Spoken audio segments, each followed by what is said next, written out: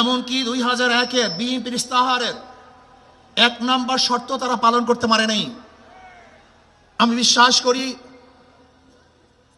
আগামীতে ক্ষমতায় কে যাবে না না যাবে আমি জানি না, কিন্তু বাংলাদেশের জনগণ কোন দুর্নীতিবাজ, চাঁদাবাজ, দখলবাজ, খুনিদেরকে আর ক্ষমতায় নিবে না।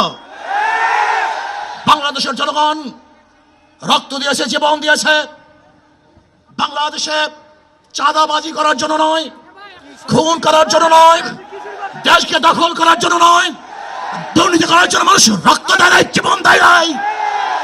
বাংলাদেশের মানুষ জীবন দিয়েছিল, মানুষ মুক্তি পাবে, শান্তি পাবে। আমার গরিব দুঃখী মেহনত মানুষ ক্ষুধার্ত থাকবে না, বাংলাদেশের একজন মানুষও খোলা আকাশের নিচে থাকবে না। 2001-এ বিএনপি ইস্তাহার ঘোষণা করেছিল, সেই ইস্তাহারের মধ্যে 10% বিএনপি বাস্তবায়ন করতে পারে নাই।